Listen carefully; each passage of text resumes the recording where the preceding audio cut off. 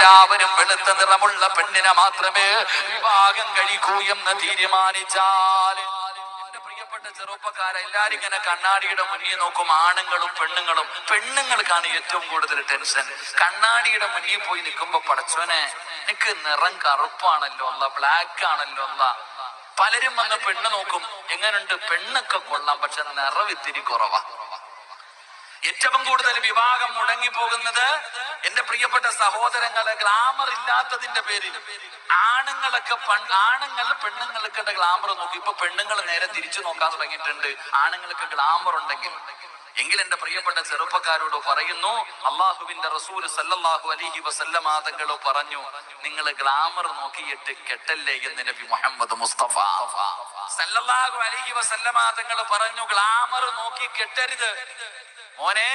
Glamour മാത്രം നോക്കിയിട്ട് നല്ല മേക്കപ്പ് ഒക്കെ ചെയ്ത് സുന്ദരിയായി ഒരുങ്ങി കെട്ടി വെളുത്തു തുടുത്തിരിക്കണ പെണ്ണിനെ കെട്ടാറുണ്ട്. പക്ഷേ നമുക്ക് അള്ളാഹ് ആരാന്നറിയാവോ, ദീൻ എന്തെന്നറിയോ, നിസ്കാരം എന്തെന്നറിയോ അറിയില്ല. അങ്ങനെ ഉള്ളവളെ കെട്ടിയിട്ട് സക്കറാത്തിന്റെ വഴി വലിക്കണ ചെറുപ്പക്കാരുണ്ട്. അള്ളാഹു കാത്തിരക്ഷിക്കുമാറാകട്ടെ. ഇത് പറഞ്ഞതാരാ? മുത്തുനബി സല്ലല്ലാഹു അലൈഹി വസല്ലമ തങ്ങളാ പറഞ്ഞത്. ദീനില്ലാത്ത ഗ്ലാമർ ഉള്ള പെണ്ണിനെ കെട്ടണ്ട. കാരണം എന്തേ? സൗന്ദര്യം പെണ്ണിനെ നശിപ്പിച്ചു കളയുമെന്ന് നബി മുഹമ്മദ് മുസ്തഫ സല്ലല്ലാഹു അലൈഹി വസല്ലമ തങ്ങള്. അതുകൊണ്ടാണ് ഈ പള്ളിയിലെ കമ്മിറ്റിക്കാരോടൊക്കെ ചോദിച്ചാൽ അറിയാം, പള്ളിയിലെ ഖതീബിനോട് ചോദിച്ചാൽ അറിയാം, എന്റെ പ്രിയപ്പെട്ടവരെ, മസ്രഹത്ത് വരുമ്പോ കടന്ന് എന്ത് കഷ്ടപ്പാടെന്നറിയും. വല്ലാത്ത അത്ഭുതം. ഇന്നലെ എന്റെ പള്ളിയുടെ ജമാഅത്തിന്റെ പ്രസിഡന്റ്, ഇന്നലെ എനിക്ക് വലിയ അത്ഭുതം തോന്നി. 55 വയസ്സുള്ള ഒരു കാക്ക ഇന്നലെ തലാഖ് മസ്ലഹത്തിന് വന്നത്. 55 56 വയസ്സുള്ള ഒരു സഹോദരൻ എന്റെ കൈ പിടിച്ചിട്ട് പറയുന്നു, ഉസ്താദ് ഒന്ന് നിന്നിട്ട് പോകാൻ. ഞാൻ ചിന്തിച്ചു നോക്കി, എന്റെ പ്രിയപ്പെട്ട സഹോദരങ്ങളെ, പള്ളിയിലെ ഉസ്താദന്മാർ. അതുകൊണ്ടാണ് ഈ കൗൺസിലിങ്ങിന് പോകുന്ന ഡോക്ടർമാരൊക്കെ പറയും, 3 കാര്യം പെണ്ണുങ്ങളോട് പറയാൻ പാടില്ല. ഹദീസ് അല്ലട്ടാ. ഇനി ബുഖാരിയിലുണ്ടോ മുസ്ലിമിലുണ്ടോ എന്ന് ചോദിക്കരുത്. ഇത് ഹദീസ് അല്ല. കാരണം വ്യക്തമായി കേട്ടോ, ഇത് ഡോക്ടർമാര് പറയും 3 കാര്യങ്ങൾ പെണ്ണുങ്ങളോട് പറയാൻ പാടില്ല എന്നാ. 3 കാര്യങ്ങൾ പെണ്ണിനോട് പറയാൻ പാടില്ല. അതിൽപ്പെട്ട ഒരു കാര്യമാണ്, ചില സമയങ്ങളിൽ ചെറുപ്പക്കാരിങ്ങനെ ഇരുന്നിട്ട് പറയും, ആമിന നിനക്ക് എന്തൊരു ഗ്ലാമർ ആമിന. ഓ, നിന്നെക്കാളും സുന്ദരിയായ ഒരു പെണ്ണി ലോകത്തുണ്ടോ? ഈ പൊട്ടനായി എനിക്ക് നിന്നെ എങ്ങനെ കിട്ടി? ചുമ്മാതെ പറയണതാ, വെടയടിക്കണ. ഈ ഭാര്യയോട് ഇങ്ങനെ പറയും. ഇതങ്ങോട്ട് കേൾക്കുമ്പോ ഓൾ അറസിന്റെ മുന്നിലോട്ട് കയറും. പടച്ചനെ, കണ്ണാടിയുടെ മുന്നിലോട്ട് നിന്നിട്ട് നോക്ക, എനിക്ക് ഇത്രയും സൗന്ദര്യം ഉണ്ടോ? അവസാനം എന്ത് സംഭവിക്കുന്ന? ഒരു കല്യാണ വീട്ടിൽ പോയ ഭർത്താവ് മുന്നിൽ നടക്കും, ഭാര്യ പുറകിൽ നടക്കും. ഒരുമിച്ച് നടക്കാറില്ല. കാരണം ജോഡികളല്ല. അതുകൊണ്ടാണ് ഈ എല്ലാരും പറയുന്നത് ഇങ്ങനെയുള്ള കാര്യങ്ങൾ ഉണ്ടെങ്കിലും പറയാൻ പാടില്ല എന്ന്. ഞാനിപ്പോ പറഞ്ഞു വന്നത്, ഗ്ലാമർ ഇല്ലാത്തതിന്റെ പേരിൽ വേദനിക്കുന്ന ഒരുപാട് ചെറുപ്പക്കാരുണ്ട്, ഒരുപാട് പെങ്ങന്മാരുണ്ട്. എങ്കിൽ എന്റെ പ്രിയപ്പെട്ടവരെ, എന്നാൽ ഏറ്റവും കൂടുതൽ നിങ്ങൾ ഏതെങ്കിലും ഡോക്ടർമാരെ പരിചയമുണ്ടെങ്കിൽ നിങ്ങൾ ചോദിക്കണം, കറുത്ത പെണ്ണ്, കറുപ്പനല്ലേ ഇപ്പൊ 7 അഴക്, അങ്ങനല്ലേ പറയാ? ഇവിടെ അങ്ങനെ നിങ്ങളുടെ ഭാഷയിൽ എങ്ങനെ പറയും? കറുപ്പിന് 7 അഴകെന്നാ പറഞ്ഞ. ഏറ്റവും നല്ല ഗ്ലാമർ കറുപ്പിന. അള്ളാഹു നമുക്ക് ഈമാൻ തരുമാറാകട്ടെ. കാരണം എന്തെന്നറിയോ? കറുത്ത നിറമുള്ള പെണ്ണുമായിട്ടുള്ള ദാമ്പത്യ ജീവിതം വളരെ മനോഹരമായിരിക്കുമെന്ന ഡോക്ടർമാര് പറയുന്നത്. ഓരോ ആൾക്കാര് പറയുന്നത് കറുത്ത നിറമുള്ള പെണ്ണുമായിട്ടുള്ളൊരു ജീവിതം. കാരണം എന്തെന്നറിയുമോ? അവള് ചിന്തിക്കുന്നത്, പടച്ചവനെ, എനിക്ക് സൗന്ദര്യമില്ലെങ്കിലും ഒരു നല്ല ഭർത്താവിനെ എനിക്ക് കിട്ടിയല്ലോ. എന്റെ ഭർത്താവിനെ എനിക്ക് തൃപ്തിപ്പെടുത്തണം. അദ്ദേഹത്തിന്റെ ആഗ്രഹം എന്താ, മോഹങ്ങൾ എന്താ, സ്വപ്നങ്ങൾ എന്താ, എന്തിനും അവൾ തയ്യാറാകും. കാരണം അവൾക്ക് ആ ഭർത്താവിനെ വേണം. അവളുടെ ജീവിതം വലിയ സന്തോഷത്തിലാണെന്ന. അപ്പൊ ഞാൻ പറഞ്ഞു വന്നത്, സഈദ് ഇബ്നുൽ മുസയ്യിബ് റളിയല്ലാഹു തആല അൻഹു മഹാനവറുകളുടെ മുന്നിൽ ഇരുന്നുകൊണ്ട് ചെറുപ്പക്കാരൻ അവിടെ നിന്ന് പറയുന്ന, തങ്ങളെ, എന്റെ മനസ്സിലെ ഏറ്റവും വലിയ, എന്റെ മനസ്സിൽ ഇങ്ങനെ വേദനയുണ്ടാക്കുന്ന കാര്യം എന്തെന്നറിയുമോ? പണമില്ലാത്തതല്ല, എനിക്ക് ആരോഗ്യമില്ലാത്തതല്ല. അവിടെ നിന്ന് പറയുകയാണ്, ഞാൻ കറുത്തവനാണല്ലോ, എനിക്ക് ഗ്ലാമർ ഇല്ലല്ലോ, അതിന്റെ പേരിൽ എനിക്കൊരു ചെറിയ പ്രയാസമുണ്ടെന്ന് മഹാനായ സഈദ് ഇബ്നുൽ മുസയ്യിബ് റളിയല്ലാഹു തആല അൻഹു അവിടെ നിന്ന് മഹാനവറുകളോട് പറയുമ്പോ അവിടെ നിന്ന് പറഞ്ഞ മറുപടി എന്തെന്നറിയുമോ? അതാ സഈദ് ഇബ്നുൽ മുസയ്യിബ് റളിയല്ലാഹു തആല അൻഹു ആ ചെറുപ്പക്കാരന്റെ മനസ്സിലേക്ക് പറഞ്ഞു കൊടുത്ത കാര്യം എന്തെന്നറിയുമോ? ലാ തഹ്സൻ ഫഇന്നഹു കാന മിൻ ഖൈരിൻ നാസ്.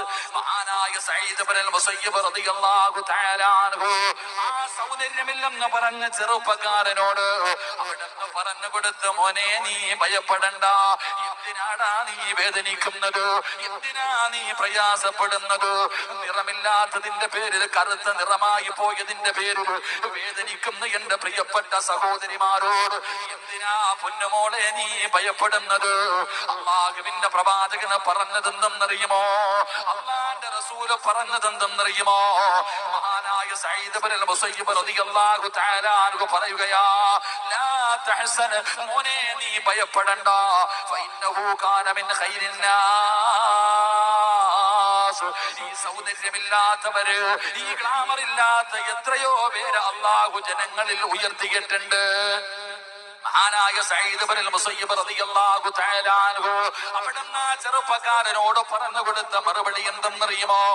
മോനെ ഗ്ലാമർ ഇല്ല എന്ന് പറഞ്ഞ് നീ പ്രയാസപ്പെടണ്ട, നിന്നെ പോലെ ഗ്ലാമർ ഇല്ലാതിരുന്ന എത്രയോ പേര് അല്ലാഹു ജനങ്ങളിൽ നിന്ന് ഉയർത്തിയിട്ടുണ്ടായിരുന്നു. അല്ലാഹു അവർക്ക് വലിയ സ്ഥാനം കൊടുത്തിട്ടുണ്ടായിരുന്നു. മഹാനായ പ്രവാചകൻ നബി മുഹമ്മദ് മുസ്തഫ സല്ലല്ലാഹു അലൈഹി വസല്ലമ തങ്ങള് അവിടുന്ന് പറഞ്ഞു കൊടുക്കുകയാണ്, ഗ്ലാമർ ഇല്ലാത്ത 4 പേര്, ഗ്ലാമർ ഇല്ലാത്ത 4 പേര്, കറുത്തവരായ 4 പേര്, സൗന്ദര്യമില്ലാത്ത 4 പേര്, മുടിയെല്ലാം ചുരുണ്ടുപോയ 4 പേര് അല്ലാഹുവിന്റെ പ്രവാചകനുണ്ടല്ലോ. അവരെ നോക്കിയിട്ടാണ് പറഞ്ഞത്, സ്വഹാബാ മിൻ അഹ്ലിൽ ജന്നാ, കറുത്തവരായ 4 ആൾക്കാര്, അവരിൽ 3 പേരെ നോക്കിയിട്ടാണ് അല്ലാഹുവിന്റെ പ്രവാചകൻ പറഞ്ഞത്, ഇവര് 3 പേരും സ്വർഗത്തിന്റെ അവകാശികളാ. ഈ കറുത്തവരായ സൗന്ദര്യമില്ലാത്ത മുടിയെല്ലാം ചുരുണ്ടുപോയ നീഗ്രയെ പോലെ ഇരിക്കുന്ന, കറുത്ത് കരിക്കട്ടയെ പോലെ ഇരിക്കുന്ന ഇവരുണ്ടല്ലോ, ഇവര് സ്വർഗത്തിന്റെ അവകാശിയാണ് സഹാബാ. അല്ലാഹുവിന്റെ പ്രവാചകൻ അവിടെ നിന്ന് പറഞ്ഞു കൊടുക്കുമ്പോ, ആരാ ചെറുപ്പക്കാരാ സൗന്ദര്യമില്ലാത്ത ഈ കറുത്തവരായ സ്വർഗത്തിന്റെ അവകാശികളായ 4 വിഭാഗമാരാ? അല്ലാഹുവിന്റെ പ്രവാചകൻ അവിടെ നിന്ന് ഒന്നാമതായി പറഞ്ഞു കൊടുക്കുകയാണ്, സ്വഹാബാ. അതിലെ ഒന്നാമത്തെ മനുഷ്യനാരെന്നറിയുമോ? മഹാനായ സയ്യിദുനാ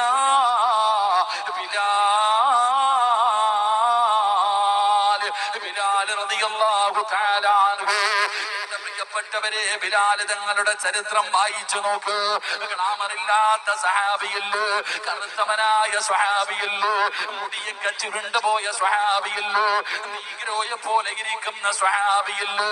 അല്ലാഹുവിന്റെ പ്രവാചകൻ അവിടെ നിന്ന് പറഞ്ഞു കൊടുത്തു, ബിലാലെ നീ സ്വർഗത്തിലാ.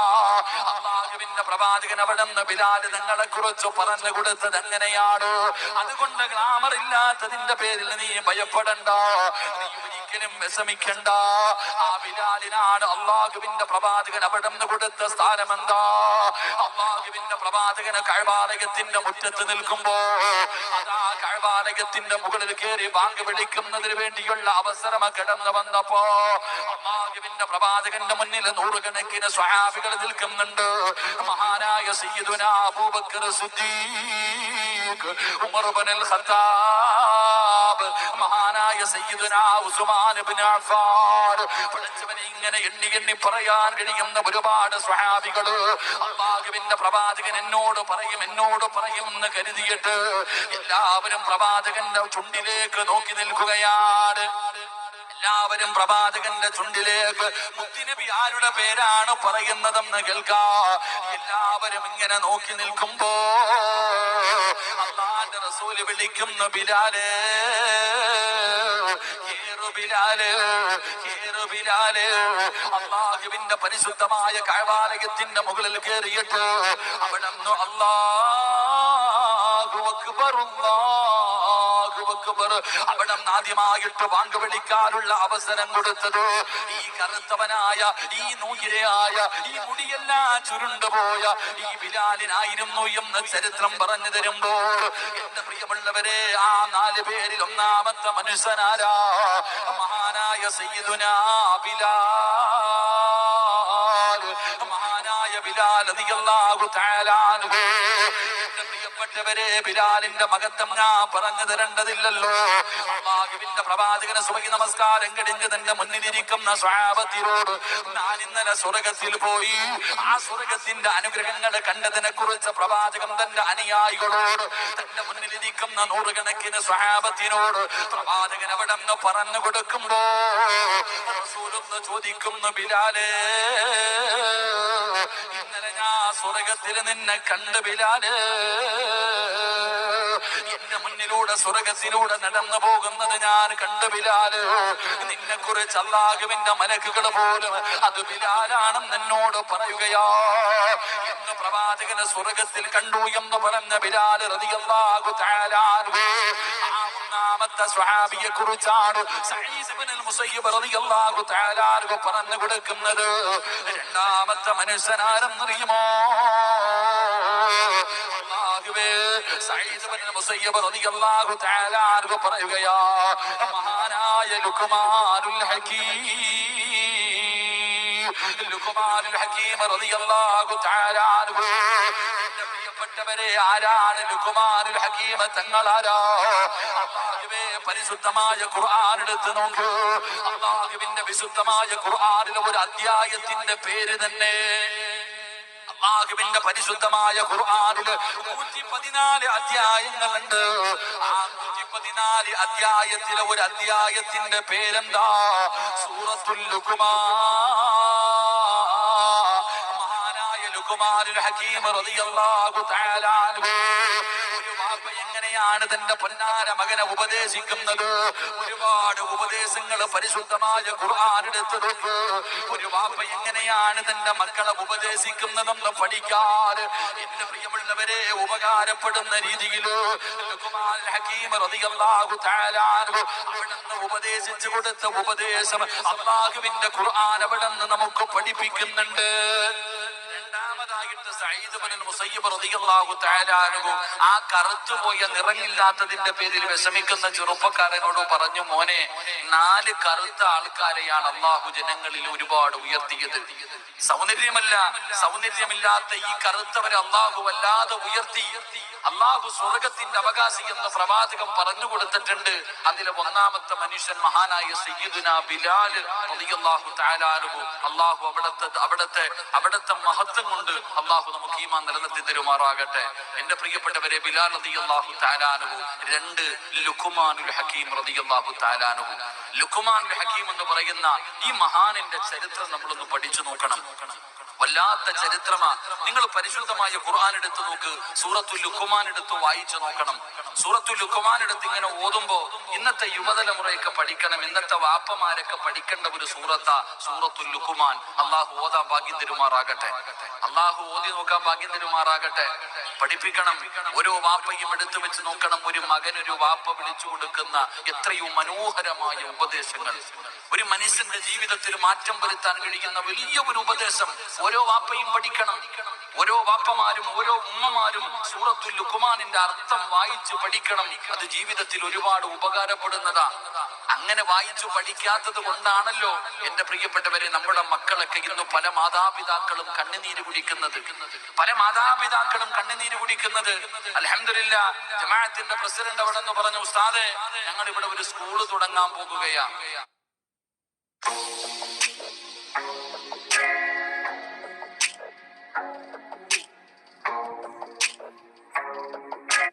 പള്ളിയുടെ കീഴിൽ ഒരു സ്കൂള് തുടങ്ങാൻ പോകുകയാണ്. ഈ സ്കൂളിൽ ആത്മീയവും ഭൗതികവും രണ്ടും കൂടെ ചേർത്തുകൊണ്ട് അള്ളാഹുവിന്റെ ഹസ്രത്ത്, ദുനിയാവും വേണം ആഖിറവും വേണം. ദുനിയാവും ആഖിറവും രണ്ടും ചേർത്തുകൊണ്ട് പഠിപ്പിക്കുന്ന ഒരു സ്ഥാപനം. അള്ളാഹു അത് വിജയിപ്പിക്കുമാറാകട്ടെ. ആമീൻ പറയാൻ മടിയുണ്ടില്ലേ? നമുക്ക് അങ്ങനെയാണല്ലോ. പള്ളിയുടെ കീഴിൽ ഒരു സ്കൂള് തുടങ്ങിക്കഴിഞ്ഞാൽ നമുക്കൊന്നും പഠിപ്പിക്കാൻ പറ്റൂല. നമുക്ക് അരപ്പാവാട ഇട്ടുകൊണ്ട് പോകുന്ന സ്കൂളിൽ മാത്രം വിട്ടാലേ മക്കളെ പഠിപ്പിക്കാൻ പറ്റത്തുള്ളൂ. നമുക്കങ്ങനെ എന്റെ പ്രിയപ്പെട്ടവരെ, ഫാത്തിഹ ഓതിയിട്ട് തുടങ്ങുന്ന സ്കൂളിൽ വിടാൻ നമുക്ക് പലർക്കും മടിയാ. കാരണം പള്ളിയുടെ കീഴിലുള്ള സ്കൂളിലാണ് പഠിക്കാൻ പറ്റുന്ന പറഞ്ഞാൽ മാനക്കേട്, നാണക്കേട്. എന്റെ പ്രിയപ്പെട്ട സഹോദരങ്ങളെ, നിങ്ങൾ ചിന്തിച്ചു നോക്ക്. കേരളത്തിൽ ഈ അടുത്ത് 2 ആഴ്ചകളായി നടന്ന ഒരു സംഭവം നിങ്ങൾ പത്രം വായിച്ചു നോക്കിയാൽ മനസ്സിലാകും.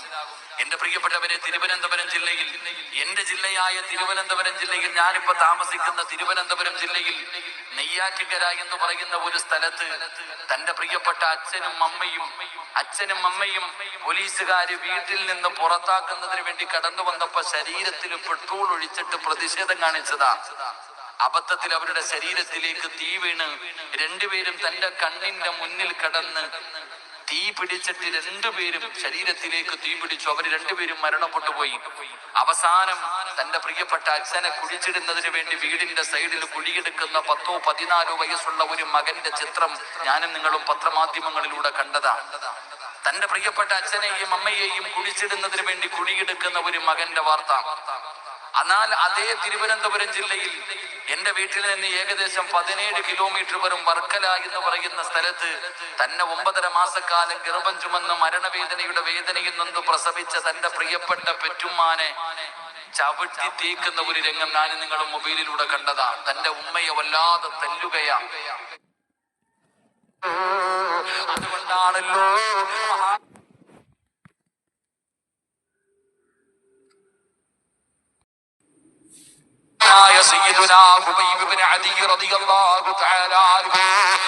ചെറുപ്പക്കാര് മോനെ നമസ്കാരം വല്ലാത്ത ഒരു ലഹരിയാടാ, അത് വല്ലാത്ത ഒരു അനുഭൂതിയാ ചെറുപ്പക്കാരാ. അള്ളാഹുവുമായിട്ടുള്ള മുനാജാത്താ. അള്ളാഹുവിനോട് ഒരു മറയുമില്ലാതെ അള്ളാഹുവിന്റെ പ്രവാചകൻ മെഹ്റാജിന്റെ രാത്രിയില് അള്ളാഹുവിനെ കാണാൻ പോയല്ലോ. മുത്തുനബി അവിടെ നിന്ന് പോയി പടച്ചവന്റെ മുന്നിൽ പോയി അള്ളാഹുവിനെ കണ്ടിട്ട് അവിടെ സംസാരിച്ച് തിരിച്ചു വന്നല്ലോ. നമുക്കും അള്ളാഹു തന്നിരിക്കുന്ന അവസരമാ അള്ളാഹുവോട് സംസാരിക്കാൻ. ഒരു മറയുമില്ലാതെ പടച്ചിറപ്പ് നമ്മുടെ കണ്ണിന്റെ മുന്നിൽ വന്ന് നിൽക്കുന്ന സമയപ്പെടാ. കൈകെട്ടികെട്ട് നമസ്കരിക്കുന്ന സമയത്താ, അത് കൈകെട്ടികെട്ട് നമസ്കരിക്കുന്ന സമയത്താ. പക്ഷേ നമ്മൾ നമസ്കരിക്കുന്ന സമയത്ത് മഹാന്മാരുടെ നമസ്കാരത്തെ കുറിച്ച് നിങ്ങൾക്കറിയുമോ? അതാ ഹദീസിന്റെ കിതാബുകൾ എടുത്തു നോക്കൂ. ഒരു മഹാനിന്റെ ചരിത്രം പറയാ. ഇന്നത്തെ ചെറുപ്പക്കാർ ഈ ഇരിക്കുന്ന സദസ്സിലിരിക്കുന്ന ഓരോരുത്തരും നമ്മളൊക്കെ സ്വർഗത്തിന്റെ അവകാശികളാണ്. നമുക്ക് ഈമാനുള്ള ഒരു മരണം കിട്ടുമെന്ന് കരുതിയിരിക്കുന്ന വാപ്പാ, ഞാൻ നിനക്കൊരു ചരിത്രം പറഞ്ഞു തരാ. നീ ആരാണെന്ന് നീ ഒന്ന് ചിന്തിച്ചു നോക്കൂ. കയ്യിലെ തസ്ബീഹും പിടിച്ചുകൊണ്ട് പർദ്ദയും ഹിജാബും ഇട്ടുകൊണ്ട് ഈ പാവപ്പെട്ടവന്റെ വയലുകൾക്കാര് കടന്നു വന്ന ഉമ്മ, ഇടയ്ക്കൊക്കെ നിനക്ക് തോന്നാറുണ്ട് നീ ഈമാനുള്ളവളാണെന്ന്, നീ എന്തൊക്കെയോ തികഞ്ഞവളാണെന്ന് നിനക്ക് തോന്നുമല്ലോ. തോന്നല് മാറ്റാനുള്ള ഒരു ചരിത്രമാണ് പറയുന്നത്. ഞാൻ 5 നേരം നിസ്കരിക്കുന്നവളാ, ഞാൻ തഹജ്ജുദ് നിസ്കരിക്കുന്നവളാ, നമസ്കരിക്കുന്നവളാ, എനിക്ക് ഒരുപാട് സുന്നത്തുകൾ നമസ്കരിക്കുന്നവളാ, എനിക്കതുകൊണ്ട് സ്വർഗം കിട്ടുമെന്ന് കരുതുന്ന ഉമ്മ പള്ളിയിൽ വന്ന് പായ്ക്ക് കത്തിട്ട് ഒരച്ചുരച്ച് തന്റെ നെറ്റിയിലെ നിസ്കാര തലമ്പുമായി നടക്കുന്ന വാപ്പാ, കണ്ണാടിയുടെ മുന്നിൽ പോയി നീ നിന്റെ മുഖം നോക്കുമ്പോ ആ കണ്ണാടിയിൽ നെറ്റിത്തടത്തിൽ കറുത്തിരിക്കുന്ന ആ തഴമ്പ് കാണുമ്പോ നീ വിചാരിക്കും നീ സ്വർഗത്തിന്റെ അവകാശിയാണെന്ന്. എങ്കിലും നിനക്ക് പഠിക്കാനൊരു ചരിത്രം പറയട്ടെ. അല്ലാഹുവേ, ഒരു മഹാനിന്റെ കാല് പഴുക്കുകയാ, കാലിന്റെ ഒരു വിരല് പഴുക്കുകയാണ്, കാലിന്റെ ഒരു വിരല് പഴുക്കുകയാണ്. കാലിന്റെ ഒരു വിരല് പഴുത്തപ്പോ വൈദ്യന്മാര് കിടന്നു വന്നു. ആ മഹാനോട് പറയുകയാണ്, കാലിന്റെ വിരല് മുറിച്ചു മാറ്റണം, ഇല്ലെങ്കിൽ പഴുപ്പ് മുകളിലേക്ക് കയറാൻ സാധ്യതയുണ്ട്. മഹാനവറുകൾ അവിടെ നിന്ന് സമ്മതിച്ചില്ല. ദിവസങ്ങൾ കഴിഞ്ഞു, കാലിന്റെ പഴുപ്പ് മുകളിലേക്ക് കയറുകയാണ്. കാൽപ്പത്തി മുഴുവനും പഴുപ്പായി. തന്റെ ഒന്നാകവേ തന്റെ ഒരു കാലുണ്ടല്ലോ, ആ കാലിന്റെ കാൽപ്പത്തികൾ മുഴുവനും വിരലുകൾ മുഴുവനും പഴുപ്പ് പടരാൻ തുടങ്ങി. ആ സമയത്തും വൈദ്യന്മാര് പറഞ്ഞു, തങ്ങള് കാൽപ്പത്തി മുറിച്ചു മാറ്റ്, ഇല്ലെങ്കിൽ പഴുപ്പ് മുകളിലേക്ക് കയറണം. ആദ്യം മുറിച്ചിരുന്നെങ്കിൽ ഒരു വിരല് മുറിച്ചാ മതിയായിരുന്നു, ഇപ്പോൾ മുറിക്കുകയാണെങ്കിൽ കാൽപ്പത്തി വരെ മുറിക്കണം. പക്ഷേ മഹാനവറുകൾ സമ്മതിക്കുന്നില്ല, മഹാനവറുകൾ സമ്മതിക്കുന്നില്ല. പടച്ചവന് അവിടെ നിന്ന് അങ്ങനെ യഥാ പഴുപ്പ് പിന്നെയും മുകളിലേക്ക് കയറുകയാണ്. തന്റെ കാലിന്റെ പഴുപ്പ് മുകളിലേക്ക് കയറി അവസാനം മുട്ടിന്റെ ഭാഗം വരെ പഴുപ്പായപ്പോ വൈദ്യന്മാര് പറഞ്ഞു, തങ്ങളെ ഭാഗം വെച്ചപ്പെടുന്ന കാല് മുറിച്ചു മാറ്റണം, ഇല്ലെങ്കിൽ പഴുപ്പ് മുകളിലേക്ക് കയറാൻ സാധ്യതയുണ്ട്. അങ്ങനെ അവസാനം മഹാനവറുകൾ അവിടെ നിന്ന് വൈദ്യന്മാര് പറയുമ്പോ അവിടെ നിന്ന് കാല് മുറിക്കാൻ സമ്മതിക്കുകയാ. അതാ മഹാനിന്റെ സ്വഹാബിയുടെ പേരെന്താണ്? മഹാനായ ഉർവത്ത് ഇബ്നു സുബൈർ റളിയല്ലാഹു തആല അൻഹു. അല്ലാഹുവിന്റെ പ്രവാചകന്റെ സ്വഹാബിയാണ് ഉർവതങ്ങള്. തന്റെ കാലിന്റെ മുട്ടിന്റെ ഭാഗം വരെ പഴുപ്പ് വന്നു. വൈദ്യന്മാര് പറഞ്ഞു, മുട്ടിന്റെ താഴെ വെച്ച് മുറിച്ചു മാറ്റണം, അല്ലെങ്കിൽ മുകളിലേക്ക് കയറിയാ പിന്നെ അരയുടെ ഭാഗത്ത് വെച്ച് കാല് മുറിക്കേണ്ടി വരും. അവിടെ നിന്ന് സമ്മതിച്ചു. സുബൈരതങ്ങളെ സമ്മതിക്കുകയാണ്. അങ്ങനെ വൈദ്യന്മാര് മുഴുവനും കാല് മുറിക്കുന്നതിന് വേണ്ടി കിടന്നു വരികയാണ്. സുബൈർ എന്ന് പറയുന്ന മഹാനിന്റെ മുന്നിലേക്ക് കടന്നു വന്നു. എന്നിട്ട് കയ്യിലേക്ക് കള്ളു കൊണ്ടുവന്ന് കൊടുക്കുകയാ, കള്ളു കൊണ്ടുവന്ന് കൊടുക്കുകയാ. എന്നിട്ട് പറയുന്നു, കുടിക്കാൻ. സുബൈർ റളിയല്ലാഹു തആല അൻഹു ചോദിക്കുന്നു, എന്തിനാ കള്ളു കുടിക്കുന്നത്? തങ്ങള് കാല് മുറിക്കുന്നതിന് വല്ലാത്ത വേദനയാണല്ലോ, അതുകൊണ്ട് വേദന അറിയാതിരിക്കാനാ. കാല് മുറിക്കുന്ന സമയത്ത് അങ്ങക്ക് വേദനയ്ക്കൊരൽപ്പം കുറവ് കിട്ടുന്നതിന് വേണ്ടിയാ ഈ കള്ള് കുടിക്കാൻ തരുന്നത്.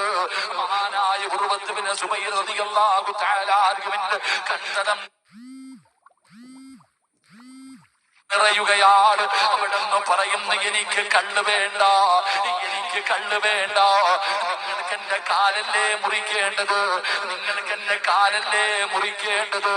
അതുകൊണ്ട് നിങ്ങൾക്ക് കാല് മുറിക്കണമെങ്കിൽ ഞാനൊരു വഴി പറഞ്ഞു തരാ. കേൾക്കടാ ചെറുപ്പക്കാരാ, പള്ളിക്കകത്ത് വന്ന് ഇമാമിന്റെ പുറകിൽ നിന്ന് കുത്തുവീണികെട്ട് ഓടുന്ന ചെറുപ്പക്കാരാ, എന്റെ പ്രിയപ്പെട്ട പൊന്നുമോനെ, ഉർവത്ത് ഇബ്നു സുബൈർ എന്ന് പറയുന്ന സ്വഹാബിയുണ്ടല്ലോ, അവിടെ പറഞ്ഞതെന്തെന്നറിയോ? എന്റെ കാല് മുറിച്ചു മാറ്റണോ, ഞാൻ ഒതുവെടുത്തിട്ട് നമസ്കരിക്കാൻ നിൽക്കാം, ഞാൻ നമസ്കാരത്തിലേക്ക് കടന്നു കഴിഞ്ഞാൽ അവിടെ നമസ്കരിച്ചു കൊണ്ടിരിക്കുന്ന സമയത്ത് പറ്റുമെങ്കിൽ നിങ്ങൾ എന്റെ കാല് മുറിച്ചു മാറ്റിക്കോ. അത്ഭുതത്തോടുകൂടി നിൽക്കുകയാണ്. ഉർവത്ത് ഇബ്നു സുബൈർ റളിയല്ലാഹു തആല അൻഹു അവിടെ അല്ലാഹുവേ ഉദുവെടുക്കുകയാ.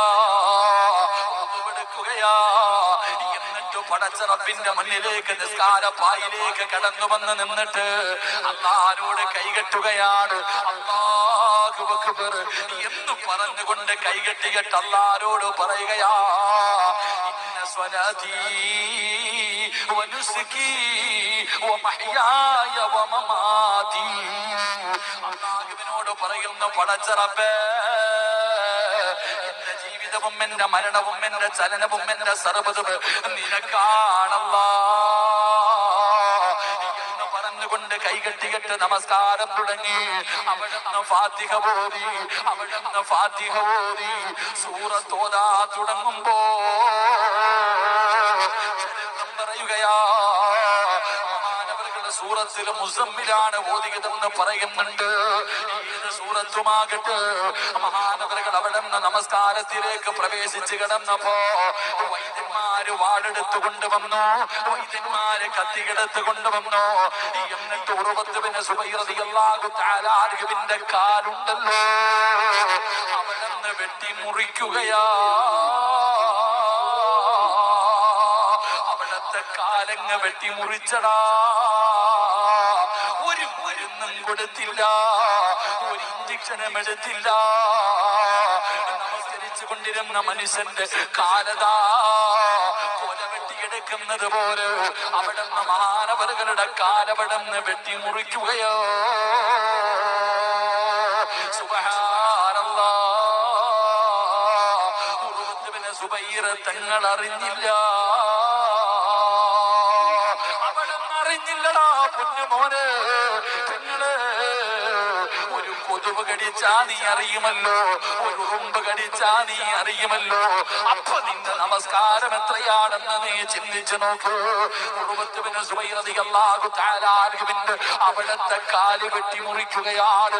മഹാനവറുകളെ നമസ്കാരത്തിലാണ്, ഒറ്റ കാലിൽ നിന്ന് നമസ്കരിക്കുകയാ. പൈപ്പ് പൊട്ടിക്കെട്ട് വെള്ളം പൊട്ടി ഒലിക്കുന്നത് പോലെ ഉറുവതങ്ങളുടെ കാലിൽ നിന്ന് രക്തമിങ്ങനെ ഒഴുകുകയാണ്. പൈപ്പ് പൊട്ടിക്കെട്ട് വെള്ളം പോകുന്നത് പോലെ കാലിൽ നിന്ന് രക്തം ഇങ്ങനെ ഒഴുകുകയാണ്. മഹാനവറുകൾ അറിയുന്നില്ല, ഉറുവതങ്ങൾ അറിയുന്നില്ല. നമസ്കാരത്തിൽ തന്നെയാണ്. അവസാനം ശരീരത്തിലെ രക്തം മുഴുവനും ഇങ്ങനെ പോകുമ്പോ നിൽക്കുന്നതിന് വേണ്ടി എന്തേ ചെയ്തതെന്നറിയോ? നിൽക്കുന്നതിന് വേണ്ടി എന്തേ ചെയ്യുന്നത്? പഴയ കാലങ്ങളിൽ പെട്ടെന്ന് ബ്ലഡ് നിൽക്കുന്നതിന് വേണ്ടി ചെയ്യുന്ന കാര്യമെന്താ? സൈസെണ്ണ തിളപ്പിക്കുകയാ, സൈസെണ്ണ തിളപ്പിക്കുകയാ.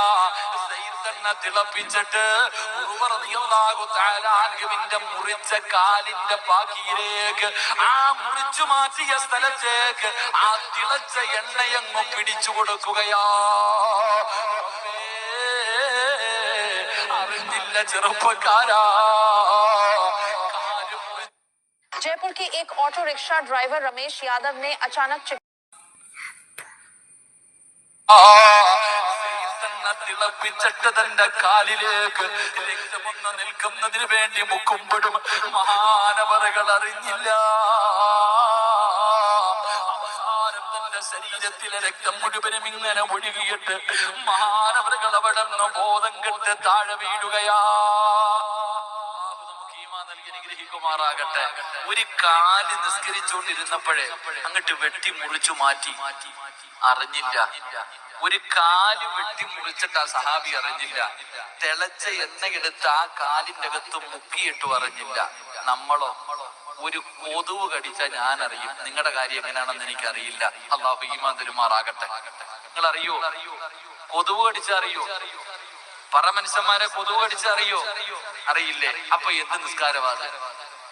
ഇതാ നീ 50 കൊല്ലം കൊണ്ട് ചെയ്യുന്നേ.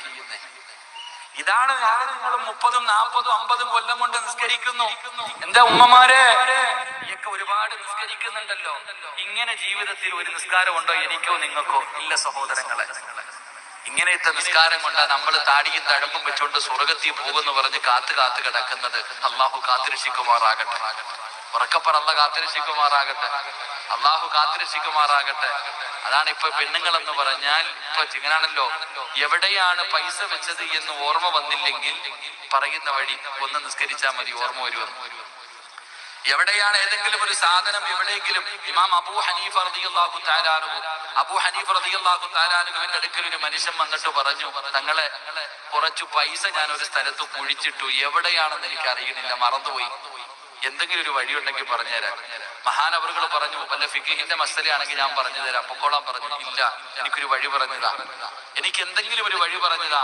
അവസാനം മഹാനവറുകൾ പറഞ്ഞു കൊടുത്തു, പോയി നിസ്കരിക്കാൻ. എന്റെ പ്രിയപ്പെട്ട സഹോദരങ്ങളെ, ആ മനുഷ്യൻ പോയി നമസ്കരിക്കാൻ വേണ്ടി കൈകെട്ടി. ആ മനുഷ്യൻ പോയിട്ട് നമസ്കരിക്കാൻ വേണ്ടി കൈകെട്ടി 2 റക്അത്തായപ്പോ തന്നെ പൈസ എവിടെ കിടക്കണേന്ന് മനസ്സിലായി. കൈയഴിച്ചിട്ട് വന്ന് എടുത്തു എന്ന് ചരിത്രം പഠിപ്പിക്കുന്നു. അള്ളാഹു ഈമാൻ തരുമാറാകട്ടെ. നമ്മളെങ്ങനെയാണല്ലോ നമസ്കരിക്കാൻ നിന്ന് കഴിഞ്ഞാൽ നമ്മുടെ ചിന്തകൾ അങ്ങനെ. എങ്കിൽ ആ മനുഷ്യന്റെ ഉറുവത്ത് ബിൻ സുബൈർ റളിയല്ലാഹു തആല അൻഹുവിന്റെ ഒരു കാല് വെട്ടി മുറിച്ചിട്ട് ആ മഹാൻ അറിഞ്ഞില്ല. അവസാനം ബോധം കെട്ട് താഴെ കിടക്ക. അങ്ങനെ എല്ലാവരും വൈദ്യന്മാര് മുഴുവൻ ഇങ്ങനെ അടുത്ത് നിൽക്കുക. പടച്ചവനെ, ഈ മനുഷ്യന് ബോധം വരുമ്പോ ആര് പറയും കാല് മുറിച്ചു മാറ്റിയെന്ന്? കാല് മുറിച്ചു മാറ്റിയെന്ന് എങ്ങനെ പറയും? വിഷമമാകുമെന്ന് കരുതിയിട്ട് എല്ലാരും ഇങ്ങനെ നിൽക്കുക. ആ സമയത്താണ് കുടുംബത്തിൽ നിന്നൊരാൾ ഓടി വന്നിട്ട് പറയുന്നു, ഈ കിടക്കണ ഉറുവ റളിയല്ലാഹു തആല അൻഹുവിന്റെ ഇളയ മകൻ കുതിരയുടെ ചവിട്ടുകൊണ്ട് മരിച്ചുപോയി. 2 എണ്ണമായി. നലച്ചിക്ക് ഒന്ന് കാല് പോയി, രണ്ടാമത്തെ കാര്യം പറയുന്നത് കുതിരയുടെ ചവിട്ടുകൊണ്ട് മരണപ്പെട്ടു പോയി. അപ്പൊ ഏറ്റവും വലിയ 2 പ്രയാസം. ഉറുവ റളിയല്ലാഹു തആല അൻഹുവിന് ബോധം വന്നപ്പോ വൈദ്യന്മാര് പറഞ്ഞു, തങ്ങളെ കാല് മുറിച്ചു മാറ്റി. ഇന്നാ ലില്ലാഹി വ ഇന്നാ ഇലൈഹി റാജിഊൻ. അൽഹംദുലില്ലാഹ്. എന്തേ പറഞ്ഞേ? മഹാനായ ഉറുവത്ത് ബിൻ സുബൈർ തങ്ങൾ പറഞ്ഞു, കാല് മുറിച്ചു മാറ്റി എന്ന് പറഞ്ഞപ്പോ അവിടുന്ന് പറഞ്ഞ മറുപടി, അൽഹംദുലില്ലാഹി ഇന്നാ ലില്ലാഹി വ ഇന്നാ ഇലൈഹി റാജിഊൻ. അൽഹംദുലില്ലാഹ്. രണ്ടാമത്തെ ആള് പറഞ്ഞു, ഇളയ മോൻ മരിച്ചുപോയി. ഇന്നാ ലില്ലാഹി വ ഇന്നാ ഇലൈഹി റാജിഊൻ. അൽഹംദുലില്ലാഹ്. എല്ലാരും അത്ഭുതത്തോടെ നിൽക്കുക. എന്തിനാ നിങ്ങൾ അൽഹംദുലില്ലാ പറഞ്ഞേ? എന്തിനാ നിങ്ങൾ അൽഹംദുലില്ലാ പറഞ്ഞേ? മഹാനായ ഉമർ റളിയല്ലാഹു തആല അൻഹു അവിടെന്ന് പറഞ്ഞ മറുപടി എന്തെന്നറിയുമോ? എന്റെ പ്രിയപ്പെട്ട സഹോദരങ്ങളെ, ജീവിതത്തിലെ നിരാശയാണ് വൈറസ്. ഏറ്റവും വലിയ വൈറസ് കൊറോണയല്ല. ഏറ്റവും വലിയ വൈറസ് കൊറോണയല്ല. അതിനേക്കാളും ഒരു വൈറസ് എന്നെയും നിങ്ങളെയും പിടിച്ചിട്ടുണ്ട്. ഏതാണ് ആ വൈറസ് എന്നറിയുമോ? ദുനിയാവിനെയും ആഖിറത്തിനെയും നഷ്ടപ്പെടുത്തി കളയുന്ന വൈറസാണ് നിരാശ. ഏറ്റവും വലിയ വൈറസ്. അതിനിന്ന് വരെ ഞാനും നിങ്ങളും മരുന്ന് കണ്ടുപിടിച്ചിട്ടില്ല. പഠിച്ചവരെ, അതുകൊണ്ടാണല്ലോ ആത്മഹത്യ ചെയ്യാൻ തയ്യാറാകുന്നത്. പലരും ആത്മഹത്യ ചെയ്യുന്നത് എന്റെ വീടിന്റെ പരിസരത്താണ്. ഒരു 10 കിലോമീറ്ററേ ഉള്ളൂ. ഒരു പിതാവ്, നിങ്ങളൊക്കെ പത്രങ്ങളിൽ കണ്ടവരാ, എന്റെ വീടിന്റെ അടുത്ത് നിന്ന് 10 കിലോമീറ്റർ തികച്ചില്ല. ഭാര്യയും ഭർത്താവും പിണക്കമാണ്. എന്റെ വീട്ടിൽ നിന്നൊരു 10 കിലോമീറ്റർ അപ്പുറത്ത് ഈ കഴിഞ്ഞ ഒരാഴ്ച നടന്ന ഒരു സംഭവം. ഭാര്യയും ഭർത്താവും തമ്മിൽ പിണങ്ങിഴിയ. അപ്പൊ മാസത്തിൽ ഒരിക്കലെങ്ങാണ്ടോ ഈ ചെറുപ്പക്കാരന് തന്റെ മക്കളെ പോയി വിളിച്ചു കൊണ്ടുവരാൻ, വൈകിട്ട് കൊണ്ടുവിടാം. അങ്ങനെ ഇന്നത്തെ കുടുംബജീവിതമൊക്കെ അങ്ങനെ. ഈ നാട്ടിലുള്ള ആരോന്നറിയത്തില്ല, ഒരു 4-5 പേര് എന്നോട് വിളിച്ചു പറഞ്ഞ്, എന്റെ പൊന്നു സിറാജ് ഉസ്താദെ, കുടുംബജീവിതത്തിലെ കുറിച്ച്, ഈ പിണക്കത്തെ കുറിച്ചൊന്ന് പറയണം. പിണങ്ങി നടക്കുന്ന ഒരുപാട് പേരുണ്ട്. പോയി സലാം പറഞ്ഞ പട്ടിയുടെ വില പോലും തരുന്നില്ല ഉസ്താദെ. എത്രയോ ആൾക്കാർ, ആരാന്ന് എനിക്കറിയില്ല, ഒരുപാട് വട്ടം പറഞ്ഞു, ഉസ്താദെ ഞങ്ങൾ അങ്ങോട്ട് പോയി സലാം പറഞ്ഞാൽ പോലും ഒരു പട്ടിയുടെ വില പോലും തരുന്നില്ല. സ്വന്തം കൂടപ്പുറപ്പ ഉസ്താദ്, നാട്ടുകാരല്ല, അയൽവാസിയല്ല.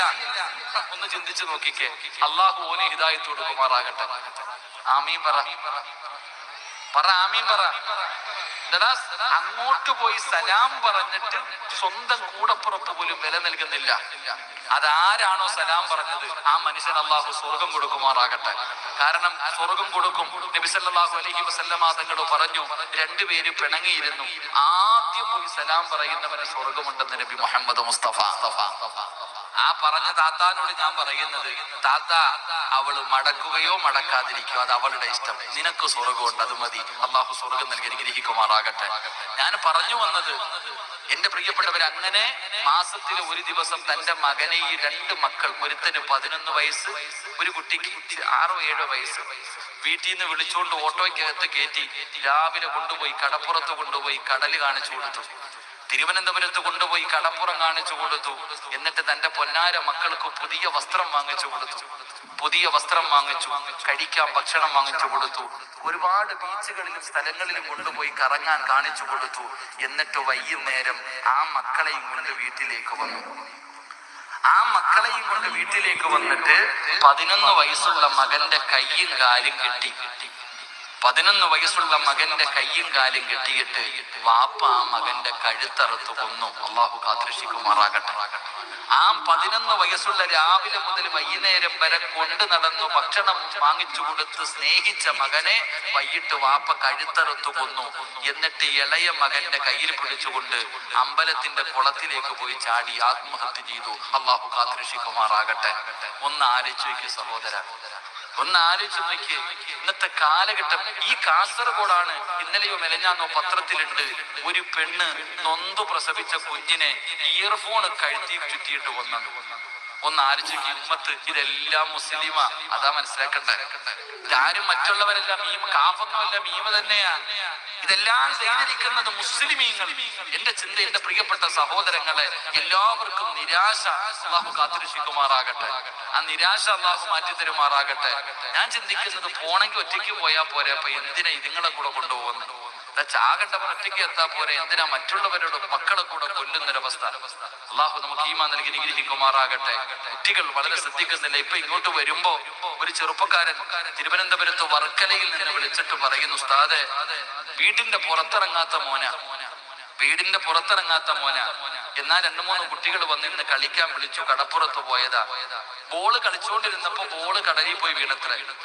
ഈ ചെറിയ മകൻ എടുക്കുന്നതിന് വേണ്ടി വെള്ളത്തിലേക്ക് ഇറങ്ങിപ്പോയപ്പോ തിരയിൽ പെട്ടു. അള്ളാഹുവേ, കളിക്കാൻ പോയവന്മാരൊക്കെ മിണ്ടാതെ മാറി നിൽക്കാം. അള്ളാഹുവെ പടച്ചവനെ, ആ പൊന്നുമോൻ ഇതുവരെ കിട്ടിയിട്ടില്ല. അള്ളാഹു ആ കുടുംബത്തിന് അള്ളാഹു സമാധാനം നൽകി അനുഗ്രഹിക്കുമാറാകട്ടെ. അള്ളാഹു പൊന്നുമോൻ അള്ളാഹു ആയുസ് കൊടുത്ത് അനുഗ്രഹിക്കുമാറാകട്ടെ. ഇത്രയൊക്കെയുള്ള സഹോദരങ്ങളെ, ഇത്രയൊക്കെയുള്ള അപ്പോഴായി വാശിയും വൈരാഗ്യമൊക്കെ. എന്റെ പ്രിയപ്പെട്ടവരെ, ഞാൻ പറഞ്ഞു വന്നത്, എന്റെ പ്രിയപ്പെട്ടവരോട് ഞാൻ പറഞ്ഞു വന്നത്, എന്റെ പ്രിയപ്പെട്ട സഹോദരങ്ങളെ നിരാശ ജീവിതത്തിൽ നിന്ന് എടുത്തു മാറ്റണം. അള്ളാഹു ഈമാൻ തരുമാറാകട്ടെ. അപ്പം മഹാനായ ഉർവ റളിയല്ലാഹു തആല അൻഹു തന്റെ പ്രിയപ്പെട്ട മകന് മരിച്ചെന്ന് പറഞ്ഞപ്പോൾ അൽഹംദുലില്ലാ പറഞ്ഞേ. അപ്പൊ എല്ലാവരും ചോദിച്ചു, എന്തിനാ തങ്ങളെ അൽഹംദുലില്ലാ പറഞ്ഞേ? അപ്പൊ പറഞ്ഞ മറുപടി, അള്ളാഹു എന്റെ ഒരു കാലില്ലേ മാറ്റിയുള്ളൂ, ഒരെണ്ണം തന്നല്ലോ. രണ്ടും മുറിച്ചു മാറ്റിയില്ലല്ലോ.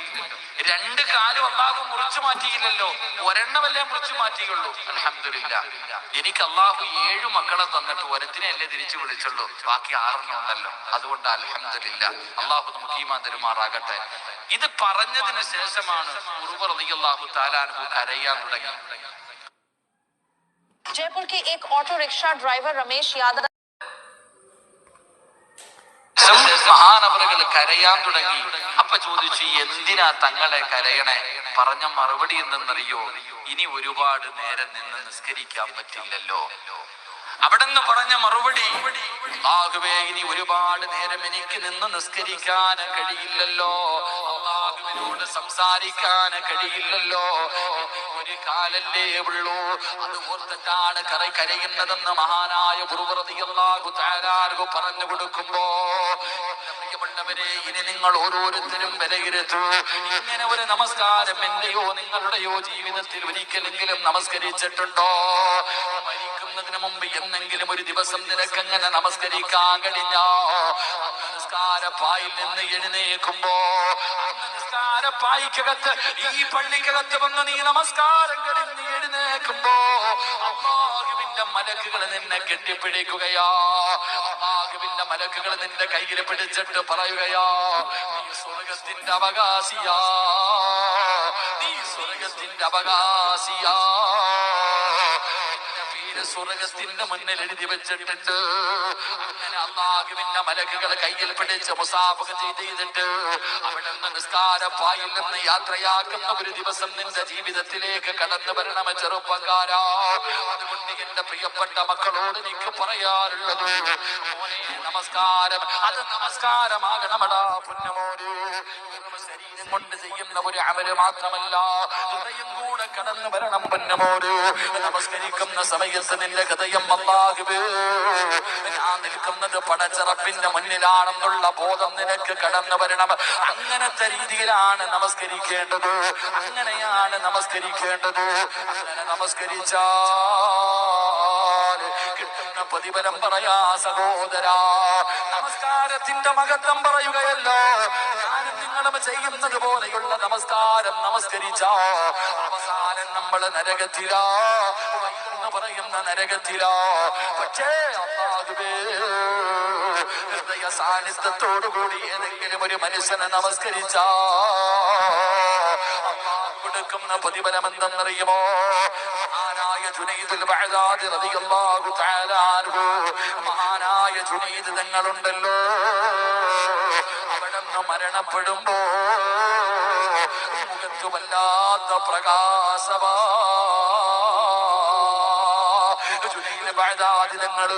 അവിടുന്ന് മരിച്ചു കിടന്ന സമയത്ത് മുഖത്ത് വല്ലാത്ത പ്രകാശമായിരുന്നു, ചുണ്ടിന് വല്ലാത്ത പുഞ്ചിരിയായിരുന്നു.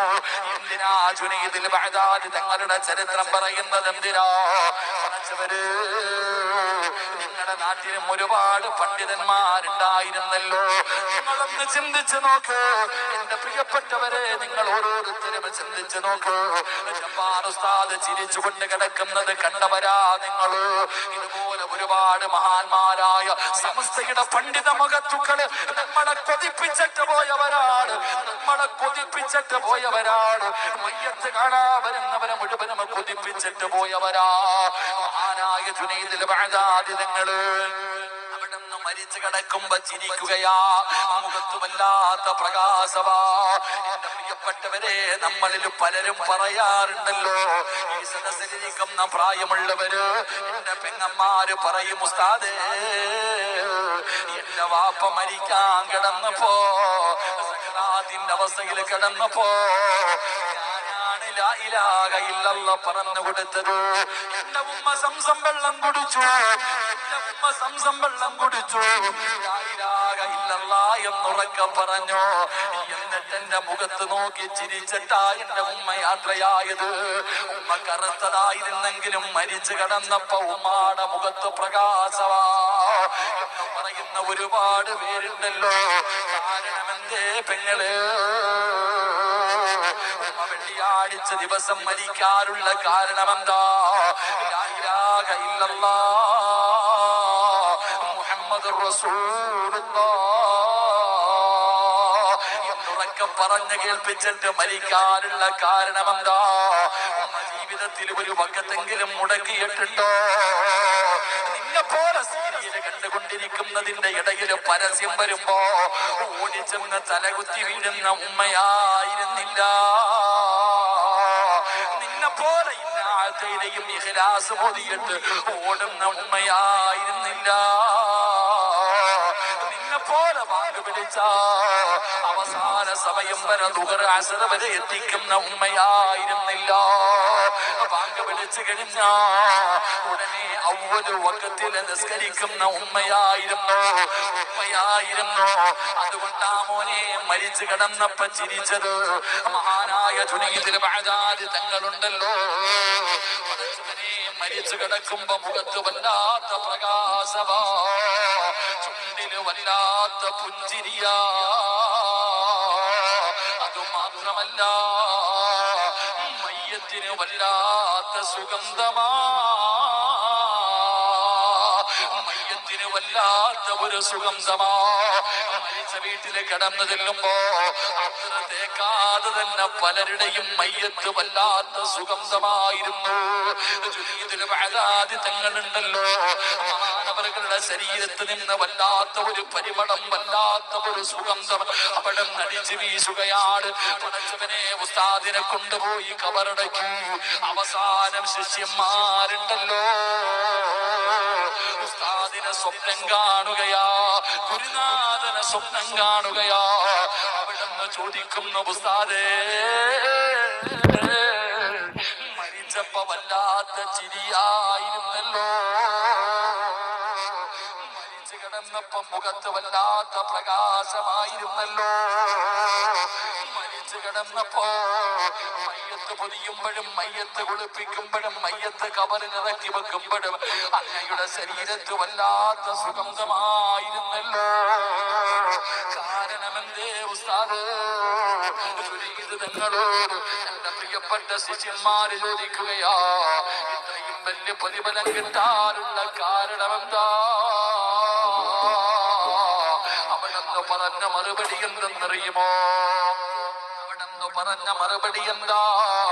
മോനെ, നമസ്കരിച്ചതിന് അല്ലാഹു തന്ന പ്രതിഫലവാ, നമസ്കരിച്ചതിന് പടച്ചറപ്പ് എനിക്ക് തന്ന പ്രതിഫലവാ എന്നവിടെന്ന് പറഞ്ഞു കൊടുത്തു എന്ന് ചരിത്രം പറയുമ്പോ വെറുതെ മൈക്കിന്റെ മുന്നിൽ കയറി നിന്നിട്ട് അല്ലാഹുവേ ഷഹീദിന്റെ കൂലി കിട്ടുന്ന മരണം തരണേ അല്ലാ, വെള്ളിയാഴ്ച രാവിലെ മരിപ്പിക്കണേ അല്ലാ,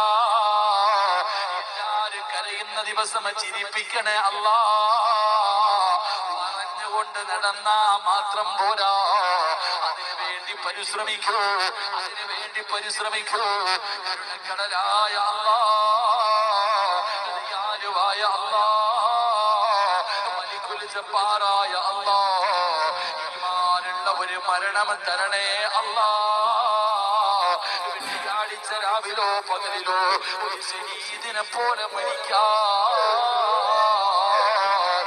ഭാഗ്യം തരണേ അല്ലാ. പടച്ചവനേ, ലാ ഇലാഹ ഇല്ലല്ലാഹ്